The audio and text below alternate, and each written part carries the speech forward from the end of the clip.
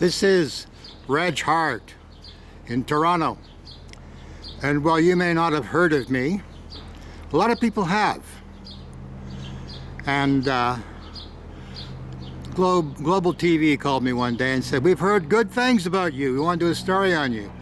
They heard good things, they said, on the web.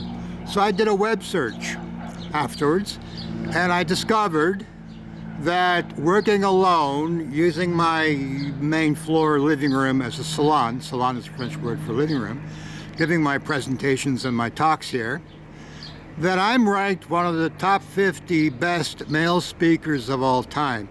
That list begins with Sir Winston Churchill. It ends with the man speaking to you right now. This doesn't give me any great whatever. I mean, I'm just saying that people recognize the value of what I've got to say.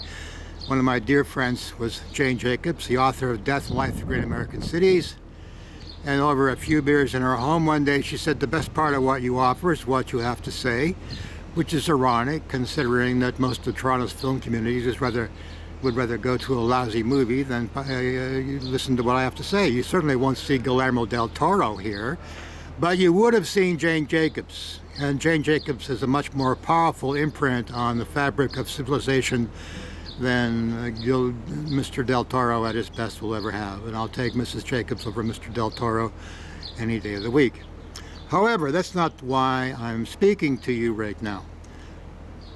A while back, a young fella asked if he could program, a young U of T student asked if he could program, and that wouldn't matter whether he was a student from what used to be called Ryerson or New York or in New York U or Caltech, or it didn't matter. He had a place where the door is open and people are welcome.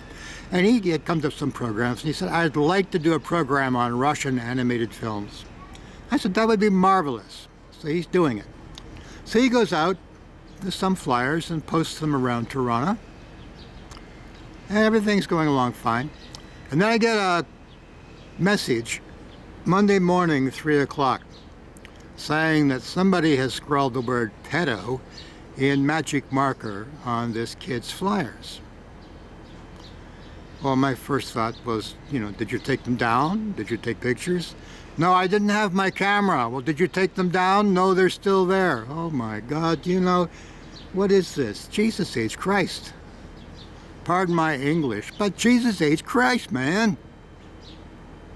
You see something being wrong done, you take care of it. Jane Jacobs taught me that. You see something wrong being done, you take care of it. She also taught me not to count on hearing back from politicians, counselors, and people like that, because they're just not. They don't have that in them, she said. She said. They're nice people, but they're dumb, is what she said. So anyway, I get on my bike, 3 o'clock in the morning, grab my camera, go out, photo document and video document these flyers, take them down, bring them home, scan them. So now I've got copies I can show people. And now I try to get the police and Mayor Olivia Chow, thank you very much, she won't do anything, and my counselor Diane Sachs on board, and let's try and keep this kid from getting murdered, because as the Globe and Mail put it, these posters seem to be designed to incite the people who read them to violence. Now that's the Globe and Mail pussyfooting. There's no damn seam to it. It's they're meant to incite murder. They're meant to incite hatred.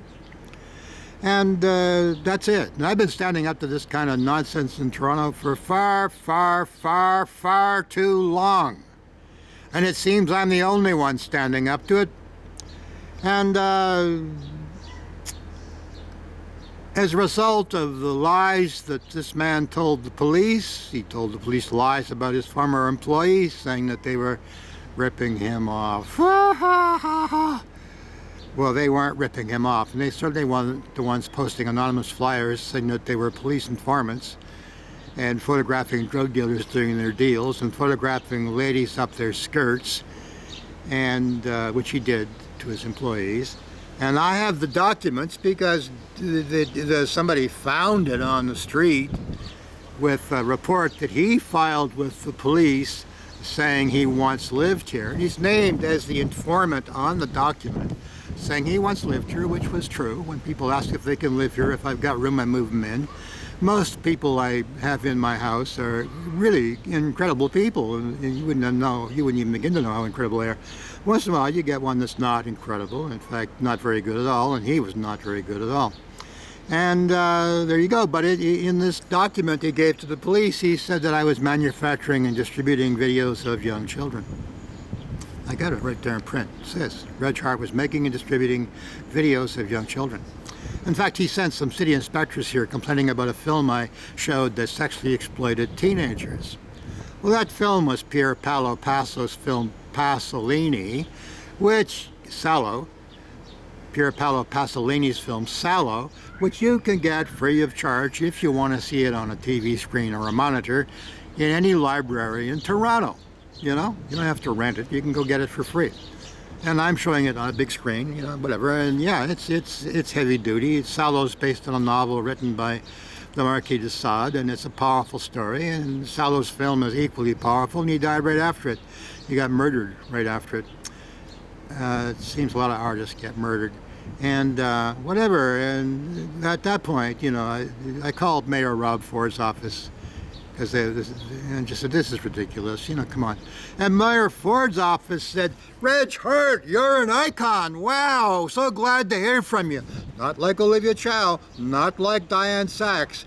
We lost. People can say what they want about Rob Ford, and they definitely are going to say it because they want to say it. And don't listen to it. I mean, yeah, we all have our faults, and Rob had more than his share of them.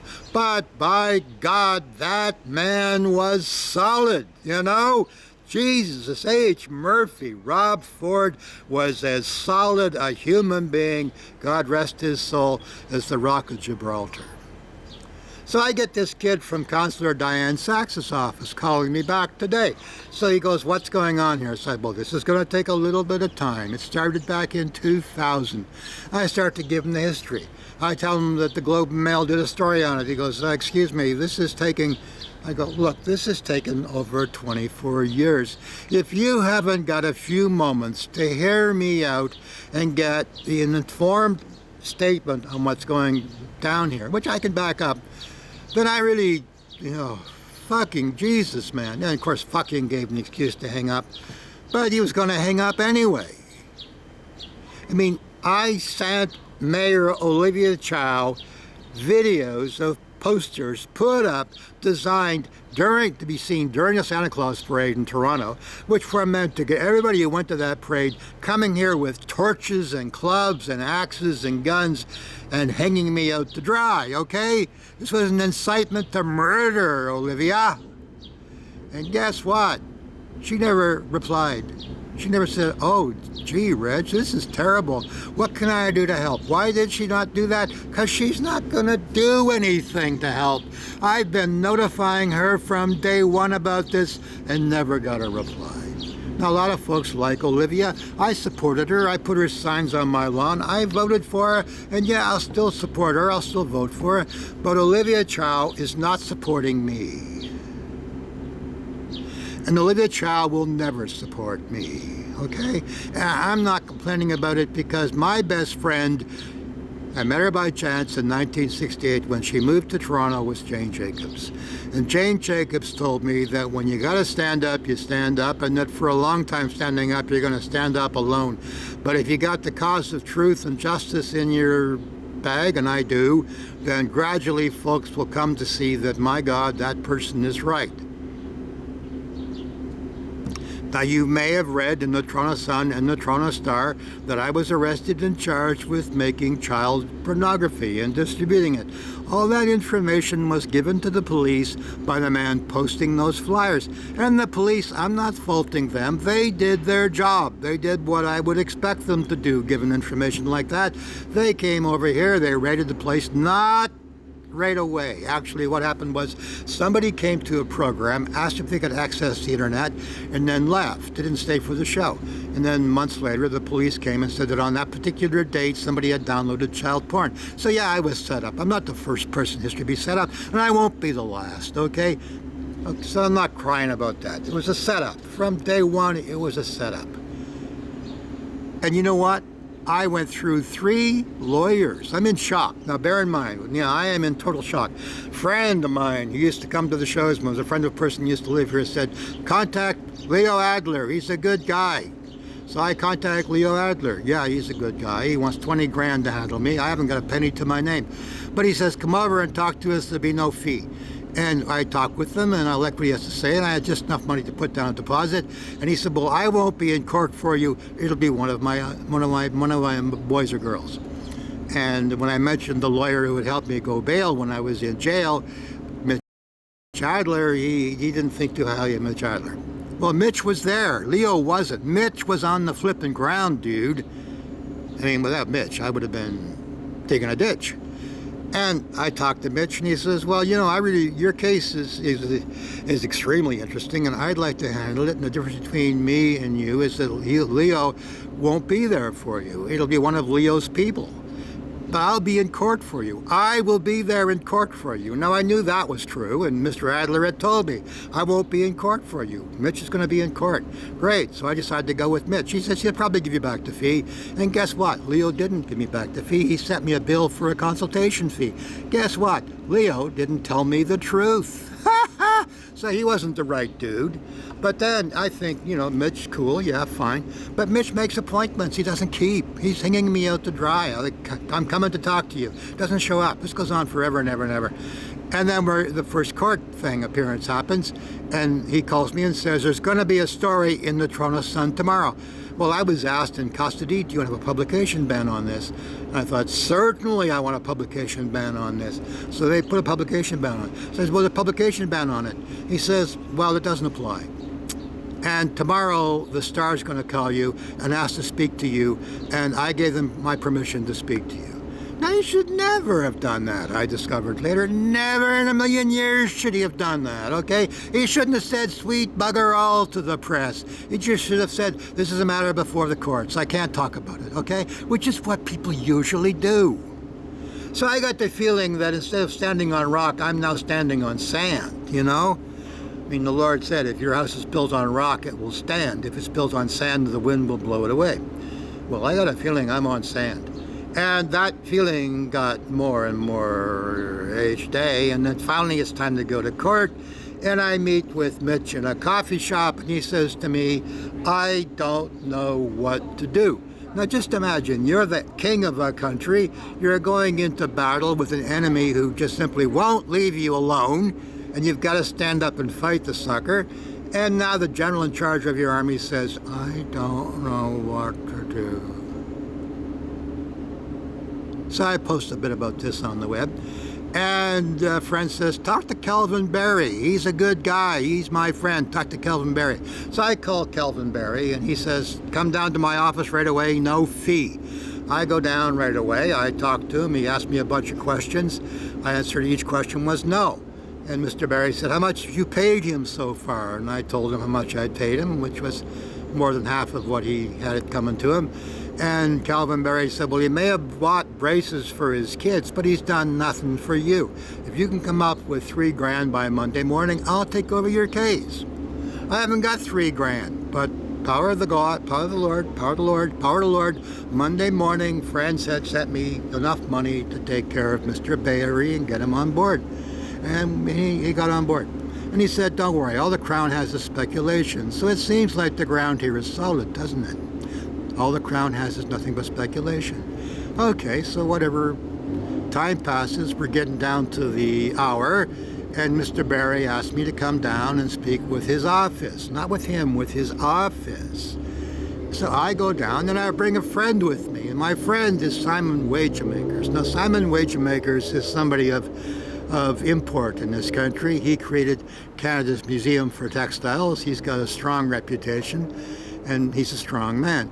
And Mr. Barry's office told me that unless I pleaded guilty to the manufacture and distribution of child pornography, I was going to go to jail. What happened to the Crown has no case, it's all speculation. Well, Simon doesn't easily get scared, and he was scared. But push come to shove, I didn't sign. And I had a fella staying here who girlfriend was a member of the Tory family of lawyers, and I discovered that the Tory family of lawyers from him didn't have a high opinion of Mr. Calvin Barry. And this fella kept saying, whenever I mentioned Calvin Barry's name, he kept saying dump truck, dump truck, dump truck. So I tell him what happened, and he goes, dump truck! So I go upstairs and I Googled dump truck, and I found out what a dump truck was. Go find out for yourself. So I fired him, and I handled it myself. Now, I've read the New Testament through cover to cover in over 500 times in different translations. And I've learned by doing that the power of a word translated poorly or incorrectly to rend the fabric as a whole is pretty strong. And most of those translations are better not read, okay? I mean, because they're so poor. Well, people reading them don't know that. But Jesus said, if you're taken to court, agree with your opponent before you go to trial, lest you go to jail. So I'm agreeable to agreeing with my opponent, meaning the Crown. I haven't got a problem with that. And the thing is that while you may believe from the hysteria in the media that possession of child pornography is illegal, actually, if you look up the Criminal Code of Canada and take the time to do your homework, which frankly the Toronto Star and the Toronto Sun and most journalists and most television documentary people don't seem to be doing, you will discover that it's not illegal for educators, medical research people, and artists to possess child pornography. Why? Because educators, researchers, medical people, and artists play an important role in dealing with this issue. I was in Newfoundland doing my shows at a center the year before the story broke on what was happening that had been covered up for decades at Mount Cashnell Orphanage. And I was there at my cartoon festival. And I was told by some people there that next summer they're going to do a play on the sexual abuse of all these young people who are in the care of the orphanage system in Newfoundland. And it was like, holy shit. And they did. And that forced. Oh, I'm getting too loud now, Mrs. Axis. This person's going to hang up on me. Well, let them hang up. That forced the government to take action. Well, there was one file on my computer that I showed to the police when they came here. It was only one file. And it was about children in Europe whose mothers had been arrested by the police for doing what the oldest profession in the world, and their children had been put in the custody of the state. And while they were in the custody of the state, these children had been used in a sex ring. And who used them? People like you and I, ordinary working people, poor people. We can't afford it. No, they were, and it's a big story. You can look it up. They were used and abused by the police, by police officers, by judges, by people of the court, by politicians, by celebrities, by big business people. I mean, they were raped by the wealthy of the world. And who is raping the world? Literally, but the wealthy, okay?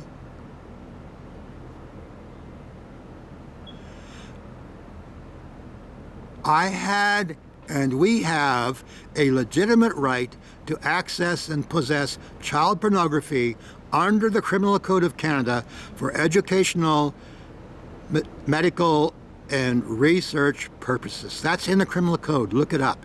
And if the Toronto Star took the time to do its homework, which it never does, Mrs. Jacobs invited me into her home for a cup of tea or a coffee one day. And I get inside and she pulls a bunch of beers. And we're not talking one or two. We're talking a bunch of beers out of her fridge. If you don't know Jane Jacobs, Google Jane Jacobs.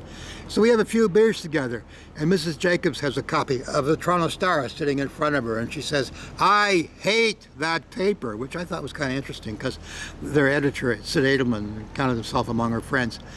And but no, I know why she hated it. I don't hate it, but I understand why she hated it. Because they're lazy, man. They're just so lazy. It's insane how lazy they are.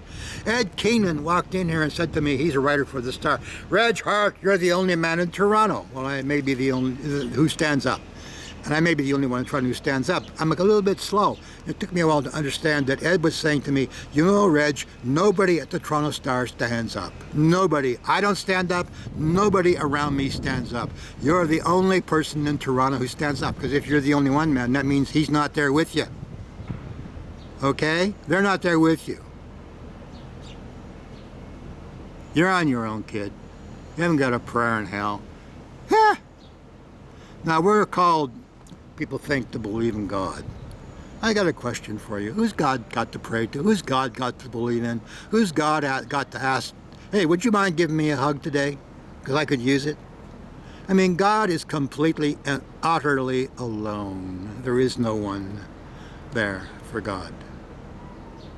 So if you find yourself completely, utterly alone, and there's no one there to give you a hug, guess what? You're just like God.